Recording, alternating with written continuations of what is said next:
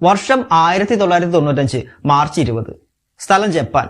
ജപ്പാനിലെ ഏറ്റവും വലിയ രണ്ടാമത്തെ തിരക്കുള്ള മെട്രോ സ്റ്റേഷനായ ചിയാഡോ ലൈൻ. അന്നും പതിവ് പോലെ വളരെ തിരക്ക് പിടിച്ച ഒരു സമയമായിരുന്നു. സ്കൂളിലേക്ക് പോകുന്ന വിദ്യാർത്ഥികൾ, കോളേജിലേക്ക് പോകുന്ന മറ്റ് വിദ്യാർത്ഥികൾ, ജോലിക്ക് പോകുന്ന ഉദ്യോഗസ്ഥർ, മറ്റാവശ്യങ്ങൾക്കായി പോകുന്ന മറ്റ് നൂറുകണക്കിന് ആളുകൾ തിങ്ങിക്കൂടി നിൽക്കുന്ന മെട്രോ സ്റ്റേഷൻ. അവരുടെ ഇടയിലേക്ക് മെട്രോ ട്രെയിൻ പതിയെ നീങ്ങി വരുന്നുണ്ട്. അതിലേക്ക് എല്ലാവരും തിരക്ക് പിടിച്ച് കയറുകയും ചെയ്യുന്നു. മെട്രോ ട്രെയിനിൽ നൂറുകണക്കിന് ആളുകൾ പോയിക്കൊണ്ടിരിക്കുന്ന സമയം പെട്ടെന്ന് എവിടെ നിന്നോ ഒരു ബാഡ് സ്മെല്ല് വരാൻ ആരംഭിച്ചു. എല്ലാവരും ആശങ്കയോടെ പരസ്പരം നോക്കുന്നുണ്ട്. എന്നാൽ കുറച്ച് കഴിഞ്ഞതും പലരും ശ്വാസം കിട്ടാതെ ബുദ്ധിമുട്ടാൻ തുടങ്ങി. കുട്ടികളിൽ പലരും ശ്വാസം കിട്ടാതെ മയങ്ങി വീണു. എന്താണ് അവിടെ സംഭവിക്കുന്നത് എന്ന് മനസ്സിലാക്കുന്നതിന് മുൻപ് തന്നെ 2 ആളുകൾ രക്തം ഛർദ്ദിച്ച് മരിച്ചു വീണു. അതിനുള്ള കാരണം അപ്പോൾ അവർ ശ്വസിച്ചുകൊണ്ടിരുന്നത് ഒരു വിഷവാതകമായിരുന്നു. അന്ന് ആ ട്രെയിനിൽ നടന്നത് ഒരു തീവ്രവാദി ആക്രമണമായിരുന്നു. ആ ട്രെയിനിൽ മാത്രമായിരുന്നില്ല അറ്റാക്ക് നടന്നത്. അതേ ദിവസം ഏകദേശം അതേ സമയം അതേ നഗരത്തിൽ മറ്റ് 2 ട്രെയിനുകളിൽ കൂടി ഇത്തരത്തിലുള്ള ബയോഗ്യാസ് അറ്റാക്ക് നടന്നിട്ടുണ്ടായിരുന്നു. അന്ന് ആ അറ്റാക്കിൽ മരണപ്പെട്ടത് 14ഓളം ആളുകളാണ്. 5000-ലധികം ആളുകൾ ഹോസ്പിറ്റലൈസ്ഡായി. അതിൽ പകുതിയോളം ആളുകൾ കുറച്ചു കാലത്തിനുള്ളിൽ തന്നെ മരണപ്പെട്ടു പോവുകയും ചെയ്തു. ബാക്കിയുള്ളവർ കാഴ്ച നഷ്ടപ്പെട്ട് നരകിച്ച് ജീവിക്കാൻ ആരംഭിച്ചു.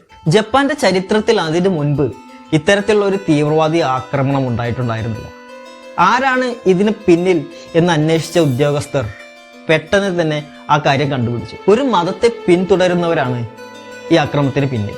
അവരോട് ഈ നരഹത്യ ചെയ്യാൻ പറഞ്ഞത് അവരുടെ മതത്തിന്റെ തലവനായ ജീസസ് ക്രൈസ്റ്റ്.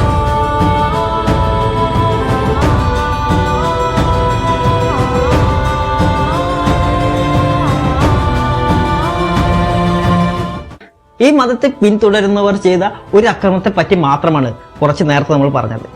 എന്നാൽ ഇതിനു മുൻപ് പല അക്രമങ്ങളും ഇവർ നടത്തിയിട്ടുണ്ട്. ആളുകളെ തട്ടിക്കൊണ്ടുപോയി കൊല്ലലും അതുപോലെ തന്നെ ഇത്തരത്തിലുള്ള ബയോ വെപ്പൺസ് അറ്റാക്കുകളും പലപ്പോഴായിട്ട് ഈ മതത്തിലുള്ളവർ ചെയ്തിട്ടുണ്ട്. ഞാൻ ആരംഭത്തിൽ പറഞ്ഞ ഈ മതത്തിന്റെ തലവനായ ജീസസ് ക്രൈസ്റ്റ്, അത് ഇദ്ദേഹമല്ല, അത് ഇയാളാണ്. പേര് ഷോക്കോ ഹസഹാര. ക്രിസ്തുദേവൻ പറഞ്ഞ അതേ കാര്യങ്ങൾ തന്നെയായിരുന്നു ഹസഹാരയും പറഞ്ഞിട്ടുണ്ടായിരുന്നത്. അയാളുടെ മതം വളർത്താൻ വേണ്ടിയിട്ട് മനുഷ്യരുടെ പാപം കഴുകി കളയാൻ വന്ന കുഞ്ഞാടാണ് താനെന്നും ഉടനെ തന്നെ ലോകം അവസാനിക്കാൻ പോവുകയാണ് എന്നും ലോകത്തിലെ ക്രിസ്തുവായ എന്നെ വിശ്വസിക്കുന്നവർ മാത്രമേ ആ ലോകാവസാനത്തിൽ നിന്ന് രക്ഷപ്പെടുകയുള്ളൂ എന്നും തന്റെ ഫോളോവേഴ്സിനെ, ഹസഹാരയുടെ ഫോളോവേഴ്സിനെ താൻ തന്നെ കണ്ടുപിടിക്കുമെന്നും ഹസഹാര പറയുന്നുണ്ട്. ക്രിസ്തുദേവനെ പിന്തുടർന്നവർക്ക് വേണ്ടി നിർമ്മിച്ച മതം ക്രിസ്തുമതം, ഹസഹാരയെ പിന്തുടരുന്നവർക്ക് വേണ്ടി ഹസഹാര ഉണ്ടാക്കിയ മതം ഓം ഷിൻഡിക്കോ. ഈ പേര് കേൾക്കുമ്പോൾ തന്നെ നിങ്ങൾക്ക് പലർക്കും മനസ്സിലായി കാണും, ഇതൊരു സങ്കര ഇനം മതമാണ്. പല മതത്തിൽ നിന്നെടുത്ത ആശയങ്ങൾ കൂട്ടിക്കലർത്തി ഉണ്ടാക്കിയ ഒരു മിക്സഡ് മതമാണെന്ന്. അതായത് ക്രിസ്തു മതത്തോടൊപ്പം കുറച്ച് ബുദ്ധമതവും കുറച്ച് ഹിന്ദു മതവും ചേർത്തിട്ടാണ് ഹസഹാരയുടെ ഓം ഷിൻഡിക്കോ എന്ന മതം രൂപീകരിച്ചിട്ടുള്ളത്. ഇനി ആരാണ് യഥാർത്ഥത്തിൽ ഷോക്കോ ഹസഹാര? 1955 മാർച്ച് 2 ജനിച്ച ഹസഹാരയുടെ യഥാർത്ഥ പേര് ചിസുബോ മാസമോട്ടോ എന്നാണ്. വളരെ ദരിദ്ര കുടുംബത്തിലാണ് മാസമോട്ടോ ജനിക്കുന്നത്. അതുകൊണ്ട് തന്നെ അയാളുടെ കുട്ടിക്കാലം വളരെ കഷ്ടതകൾ നിറഞ്ഞതായിരുന്നു. എന്നാൽ അതോടൊപ്പം ഗ്ലൂക്കോമ ബാധിച്ച് അയാളുടെ കാഴ്ച പകുതി നഷ്ടപ്പെടുകയും ചെയ്തിട്ടുണ്ടായിരുന്നു. അതുകൊണ്ട് തന്നെ കാഴ്ചവൈകല്യമുള്ള കുട്ടികൾ പഠിക്കുന്ന സ്കൂളിലാണ് മാസമോട്ടോ പഠിച്ചിട്ടുണ്ടായിരുന്നത്. എന്നാൽ ആ സ്കൂളിലെ വിദ്യാർത്ഥികൾക്ക് ഒന്നുമില്ലാത്ത ഒരു പ്രത്യേകത മാസമോട്ടോയ്ക്ക് ഉണ്ടായിരുന്നു. അതെന്താണെന്ന് വെച്ചാൽ ആ സ്കൂളിലെ തന്നെ മറ്റു സഹപാഠികളെ ഭീഷണിപ്പെടുത്തിയും ഉപദ്രവിച്ചിട്ടും അവരുടെ കയ്യിൽ നിന്നും പണം പിടിച്ചു വാങ്ങുന്ന ഒരു സ്വഭാവം മാസമോട്ടോയ്ക്ക് ഉണ്ടായിരുന്നു. പഠനം പൂർത്തിയാക്കിയതിനു ശേഷം മാസമോട്ടോ ചൈനീസ് പാരമ്പര്യ വൈദ്യം, അക്യുപങ്ക്ചർ എന്നിവയിലെല്ലാം പ്രാവീണ്യം നേടുന്നുണ്ട്. അതോടൊപ്പം തന്നെ അയാളുടെ വിവാഹവും കഴിയുന്നുണ്ട്. അതിനുശേഷം അയാൾക്ക് 12 മക്കൾ ജനിക്കുകയും ചെയ്യുന്നു. അക്യുപങ്ക്ചർ തൊഴിൽ ചെയ്ത് ജീവിച്ചിരുന്ന മാസമോട്ടോ അയാൾക്ക് അതിൽ നിന്ന് ലഭിക്കുന്ന തുച്ഛമായ വരുമാനം തികയാതെ വന്നു. അയാളുടെ വരുമാനം വർദ്ധിപ്പിക്കാൻ വേണ്ടി അയാൾ മറ്റൊരു കാര്യം ചെയ്യുന്നുണ്ട്, മറ്റൊരു ബിസിനസ് ആരംഭിക്കുന്നുണ്ട്. അത് മരുന്നുകൾ ഉണ്ടാക്കി വിൽക്കലായിരുന്നു. എന്നാൽ ഈ ബിസിനസ്സിനും ചെറിയൊരു പ്രശ്നമുണ്ടായിരുന്നു. വേണ്ടത്ര രേഖകളോ അനുമതികളോ ഇല്ലാതെയായിരുന്നു അയാൾ മരുന്നുണ്ടാക്കി വിറ്റിട്ടുണ്ടായിരുന്നത്. അതുകൊണ്ട് തന്നെ ഈ ബിസിനസ് ഒരുപാട് കാലം നീണ്ടുപോയില്ല. ഉദ്യോഗസ്ഥർ കണ്ടുപിടിക്കുകയും മാക്സമോട്ടോയെ ജയിലിൽ അടയ്ക്കുകയും ചെയ്തു. ജയിലിൽ അടയ്ക്കപ്പെട്ട മാക്സമോട്ടോ ജയിലിൽ നിന്ന് ഇറങ്ങിയതിനു ശേഷം തന്റെ ജീവിതം എത്തരത്തിലായിരിക്കും എന്നതിനെ കുറിച്ച് ചിന്തിച്ച് ആകുലതപ്പെട്ട് കാണുക. അതല്ലെങ്കിൽ മറ്റെന്തെങ്കിലും കാരണത്താലോ മതങ്ങളെപ്പറ്റി പഠിക്കാൻ ആരംഭിച്ചു. ബുദ്ധമതത്തെയും ഹിന്ദു മതത്തെയും അടുത്തറിയാൻ വേണ്ടി ശ്രമിച്ചു. ജ്യോതിഷം, യോഗ, തപസ് എന്നിവയെ പറ്റിയെല്ലാം കൂടുതൽ മനസ്സിലാക്കാനും ആരംഭിച്ചു. അതോടൊപ്പം തന്നെ ക്രിസ്തീയ പ്രാർത്ഥനകളിലും വലിയ പ്രാവീണ്യം നേടുകയുണ്ടായി. ചുരുക്കി പറഞ്ഞാൽ ജയിലിൽ കിടക്കുന്ന ആ കാലഘട്ടത്തിനുള്ളിൽ പല മതങ്ങളെപ്പറ്റിയും പല ആശയങ്ങളെ പറ്റിയും മാക്സിമോട്ടോ വിശദമായി തന്നെ മനസ്സിലാക്കിയിട്ടുണ്ടായിരുന്നു. നിങ്ങളൊരു കാര്യം ശ്രദ്ധിച്ചിട്ടുണ്ടോ? മതത്തെ പൂർണ്ണമായിട്ട് മനസ്സിലാക്കിയവർ നല്ല മനുഷ്യനായിട്ടിരിക്കും. എന്നാൽ മതത്തെ അങ്ങിങ്ങായി മാത്രം മനസ്സിലാക്കിയവർ നല്ല ഒരു മതഭ്രാന്തനായിട്ട് മാറിയിട്ടുണ്ടാവും. ഇനി മതത്തിലുള്ള അവസരങ്ങളെ കണ്ടുപിടിച്ചവൻ നല്ലൊരു ബിസിനസ്സുകാരനായി മാറുകയും ചെയ്തിട്ടുണ്ടാവും. ഇവിടെ മാക്സിമോട്ടോ നല്ലൊരു ബിസിനസ്സുകാരനായി മാറുകയാണ് ചെയ്തത്. ജയിലിൽ നിന്ന് ഇറങ്ങിയതും മാക്സിമോട്ടോ എന്ന അയാളുടെ പേര് അയാൾ ഷൊക്കോ അസഹാര എന്നാക്കി മാറ്റി. അതോടൊപ്പം തന്നെ അയാൾ പുതിയൊരു മതത്തിന് ആരംഭം കുറിക്കുകയും ചെയ്തു, ഹോം ഷിൻഡിക്യോ. ചുരുക്കി പറഞ്ഞാൽ നിലവിലുള്ള ഒരു മതത്തിന്റെ ഭാഗമായി മാറാതെ സ്വന്തമായി ഒരു മതം നിർമ്മിച്ച് അതിലെ പ്രധാന വ്യക്തിയായി മാറുകയായിരുന്നു അസഹാര ചെയ്തത്. പുതിയൊരു മതം സ്ഥാപിച്ചു എന്നതുകൊണ്ട് മാത്രം നിർത്താതെ ആ മതം പ്രചരിപ്പിക്കാൻ വേണ്ടിയുള്ള എല്ലാ കാര്യങ്ങളും അയാൾ കറക്റ്റ് സമയങ്ങളിൽ ചെയ്തുകൊണ്ടേയിരുന്നു. പത്രങ്ങളിലെല്ലാം ഈ പുതിയ മതത്തെ പറ്റിയുള്ള കാര്യങ്ങൾ വാർത്തകളായി വന്നുകൊണ്ടേയിരുന്നു. അസഹാരയുടെ പ്രസംഗം മണിക്കൂറുകളോളം ടിവിയിൽ സംപ്രേഷണം ചെയ്തുകൊണ്ടേയിരുന്നു. അങ്ങനെ പതുക്കെ പതുക്കെ ഒന്നുമല്ലാതിരുന്ന അസഹാര പ്രശസ്തിയുടെ ഉന്നതിയിലേക്ക് കയറാൻ ആരംഭിച്ചു. അതോടൊപ്പം തന്നെ അയാൾക്ക് ഒരുപാട് ഫോളോവേഴ്സിന്, ഒരുപാട് വിശ്വാസികളെയും ലഭിക്കുന്നുണ്ട്. ഈ സമയത്താണ് അസഹാര പറയുന്നത്, ഞാൻ വെറൊരു മനുഷ്യനല്ല, ഞാൻ ദൈവമാണ് എന്നുള്ളത്. അതായത് മനുഷ്യരുടെ പാപം കഴുകിക്കളയാൻ വന്ന ജീസസ് ക്രൈസ്റ്റ്, യേശുദേവനാണ് ഞാൻ എന്ന് അയാൾ വിളംബരം ചെയ്യുന്നുണ്ട്. അത് ഒരുപാട് ആളുകൾ വിശ്വസിക്കുകയും അയാളുടെ ഫോളോവേഴ്സായി മാറുകയും ചെയ്യുന്നു. അത്തരത്തിൽ അസഹാരയെ വിശ്വസിച്ച് അയാളുടെ ഫോളോവേഴ്സായി മാറിയവരിൽ സമൂഹത്തിലെ ഉന്നത തട്ടിലുള്ളവരും വലിയ പ്രൊഫഷണൽ വർക്ക് ചെയ്യുന്നവരും ഉണ്ടായിരുന്നു.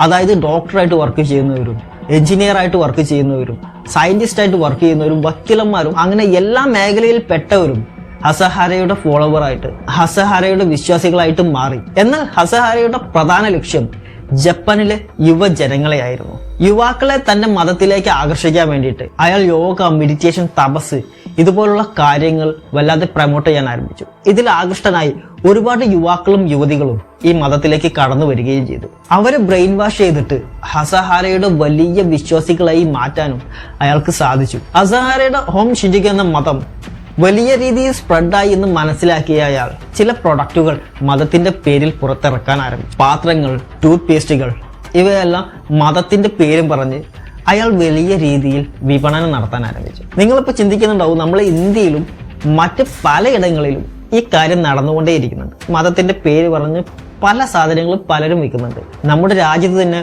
വലിയൊരു ശൃംഖലയുണ്ട് ഇത്തരത്തിലുള്ള മതത്തിന്റെ പേര് പറഞ്ഞ് പ്രൊഡക്റ്റുകൾ വിറ്റഴിക്കുന്നത്. മാത്രമല്ല, കല്ലുകൾക്ക് പെയിന്റ് അടിച്ച് വരെ ആളുകൾ മതത്തിന്റെ പേര് പറഞ്ഞ് വിറ്റഴിക്കുന്നത് നമ്മൾ കുറച്ചു കാലം മുമ്പ് തന്നെ സോഷ്യൽ മീഡിയയിൽ കണ്ടതാണ്. അതായത് മതവിശ്വാസം ഉപയോഗിച്ച് വലിയൊരു ജനവിഭാഗം കാശുണ്ടാക്കിക്കൊണ്ടേയിരിക്കുന്നുണ്ട്. അതൊക്കെ പോട്ടെ, അതിനെപ്പറ്റി വേണമെങ്കിൽ മറ്റൊരവസരത്തിൽ വിശദമായി തന്നെ നമുക്ക് പറയാം. നമുക്ക് നേരെ അസഹാരയിലേക്ക് തിരിച്ചു വരാം. അങ്ങനെ അസഹാരയുടെ ആശ്രമങ്ങളും അസഹാരയുടെ മതവും മറ്റ് ബിസിനസ്സുകളും എല്ലാം നല്ല രീതിക്ക് നടന്നുകൊണ്ടിരിക്കുന്ന സമയത്ത് അസഹാര മറ്റൊരു പ്രവചനം കൂടി നടത്തുന്നുണ്ട്. അതിങ്ങനെയാണ്: ലോകം അവസാനിക്കാൻ വേണ്ടി പോവുകയാണ്. ലോകാവസാനത്തിന് കാരണമാവുക അമേരിക്കയായിരിക്കും. ജൂതമതവും ക്രിസ്തു മതവും മറ്റ് എല്ലാ മതങ്ങളും അമേരിക്കയെ സപ്പോർട്ട് ചെയ്യും. അതുകൊണ്ട് തന്നെ മൂന്നാം ലോക മഹായുദ്ധം ആരംഭിക്കും. അതിന്റെ ഭാഗമായി രാജ്യങ്ങൾ അണുവായുധങ്ങൾ ഉപയോഗിച്ച് പരസ്പരം അറ്റാക്ക് ചെയ്യും. അത്തരത്തിൽ നശിച്ചു പോവുകയും ചെയ്യും. എന്നാൽ ഓം ഷിൻഡിക്യോ എന്ന മതത്തിലും ക്രിസ്തുവായ തന്നെയും വിശ്വസിക്കുന്നവർ മാത്രം ഈ ലോകത്ത് നിലനിൽക്കും. ഇതായിരുന്നു അയാൾ നടത്തിയ പ്രവചനം. വരാനിരിക്കുന്ന ഈ വലിയ യുദ്ധത്തിൽ നിന്നും തന്റെ ആശ്രമത്തെ രക്ഷിക്കാനായിട്ട് അയാൾ ആശ്രമത്തിന് ചുറ്റും വലിയ വലിയ മതിൽകെട്ടുകൾ സ്ഥാപിക്കുന്നുണ്ട്. ഇത്ര ആയപ്പോഴേക്കും അസഹാരയാണ് യഥാർത്ഥ ക്രിസ്തു എന്ന് ഒരു കൂട്ടം ജനങ്ങൾ അടിയുറച്ച് വിശ്വസിച്ച് കഴിഞ്ഞിരുന്നു. അസഹാര എന്ത് പറഞ്ഞാലും സ്വന്തം ജീവൻ കൊടുത്തും ആ വാക്ക് പാലിക്കാനായിട്ട് അവർ തയ്യാറായിട്ട് നിൽക്കുകയായിരുന്നു. ഈ സമയത്താണ് അസഹാര മറ്റൊരു കാര്യം കൂടി പറയുന്നത്: നാശത്തിൽ നിന്നാണ് നാശത്തെ ഉന്മൂലനം ചെയ്യാനുള്ള ഊർജം ലഭിക്കുകയുള്ളൂ.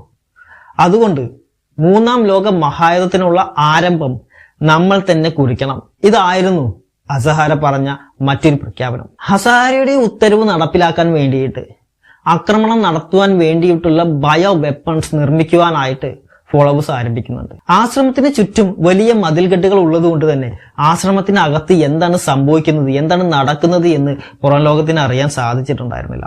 മാത്രമല്ല ടൂത്ത് പേസ്റ്റുകളും മറ്റ് പ്രൊഡക്റ്റുകളും ഉണ്ടാക്കാൻ വേണ്ടിയിട്ടുള്ള കെമിക്കലുകൾ വാങ്ങിക്കുവാനുള്ള അനുമതി ഉള്ളതുകൊണ്ട് തന്നെ ബയോ വെപ്പൺസ് നിർമ്മിക്കുവാനുള്ള കെമിക്കലുകൾ ധാരാളമായിട്ട് ആശ്രമത്തിലേക്ക് വാങ്ങിക്കൊണ്ടുവരുന്നുണ്ട്. അതോടൊപ്പം തന്നെ ഹസഹാരയുടെ ഫോളോവേഴ്സ് ആയിരുന്ന സയന്റിസ്റ്റുകൾ ബയോ വെപ്പൺസുകൾ ഉണ്ടാക്കുവാനുള്ള ശ്രമം ആരംഭിക്കുകയും ചെയ്യുന്നുണ്ട്. അങ്ങനെ ഹസഹാരയുടെ ഉത്തരവ് പ്രകാരം 3ാം ലോക മഹായുദ്ധത്തിന്റെ ആരംഭത്തിനായി രാജ്യത്തിന്റെ പല ഭാഗത്തായി ഇവർ അക്രമങ്ങൾ നടത്താൻ ആരംഭിക്കുന്നു. ആദ്യം ഇവർക്കെതിരെ പ്രവർത്തിക്കുന്നവരെയും ഇവർക്കെതിരെ സംസാരിക്കുന്നവരെയും കൊണ്ടുപോയി കൊന്നുകളയുകയായിരുന്നു ഇവർ ചെയ്തിട്ടുണ്ടായിരുന്നത്. പിന്നീട് ഇവർ ഉണ്ടാക്കിയ ബയോ വെപ്പൺസ് വർക്ക് ചെയ്യുന്നുണ്ടോ, ശരിയായ രീതിയിൽ പ്രവർത്തിക്കുന്നുണ്ടോ എന്നറിയാൻ വേണ്ടിയിട്ട് ഒരു ആക്രമണം നടത്തുന്നുണ്ട്. ഇതിന് മാക്സമോട്ടോ ഷെറിൻ അറ്റാക്ക് എന്നാണ് പറയുന്നത്. ഈ അറ്റാക്കിൽ ഏകദേശം 8ഓളം ആളുകളാണ് മരണപ്പെട്ടു പോയത്. ഇത് കഴിഞ്ഞ് ഏകദേശം 1 മാസത്തിന് ശേഷമാണ് നമ്മൾ ഇൻട്രോയിൽ പറഞ്ഞ ആ ട്രെയിൻ അറ്റാക്ക് നടക്കുന്നത്. അതിൽ 14ഓളം ആളുകൾ മരണപ്പെടുകയും ആയിരക്കണക്കിന് ആളുകൾക്ക് മറ്റു തരത്തിലുള്ള പ്രശ്നങ്ങൾ സംഭവിക്കുകയും ചെയ്യുന്നുണ്ട്. ഈ അറ്റാക്ക് നടന്നതിന് ശേഷം ഓരോ ജനങ്ങളും ചോദിച്ചത് ആരാണ് ഇത്തരത്തിലുള്ള ഒരു ഹീന പ്രവൃത്തിക്ക് പിന്നിലെന്നായിരുന്നു. അത് ആ നാട്ടിലെ ഉദ്യോഗസ്ഥർ വളരെ പെട്ടെന്ന് തന്നെ കണ്ടുപിടിക്കുകയും ചെയ്തു. ഓം ഷിൻഡിഗ്യോ എന്ന മതത്തിൽപ്പെട്ടവരാണ് ഈ അക്രമത്തിന് പിന്നിൽ. അവരുടെ തലവനായ ഷൊക്കോ ഹസഹാരയുടെ നിർദ്ദേശപ്രകാരമാണ് ഈ അക്രമങ്ങളെല്ലാം നടന്നിട്ടുള്ളത്. ഇത് മനസ്സിലാക്കിയ ഉദ്യോഗസ്ഥർ രാജ്യത്തുള്ള എല്ലാ ആശ്രമങ്ങളിലും റെയ്ഡ് നടത്താനായിട്ട് ആരംഭിക്കുന്നുണ്ട്. എന്നാൽ മറ്റൊരു ബയോഗ്യാസ് അറ്റാക്ക് ഭയന്ന എല്ലാ ഉദ്യോഗസ്ഥരും മാസ്ക് വെച്ചിട്ടായിരുന്നു ആ റെയ്ഡിൽ പങ്കെടുത്തിട്ടുണ്ടായിരുന്നത്.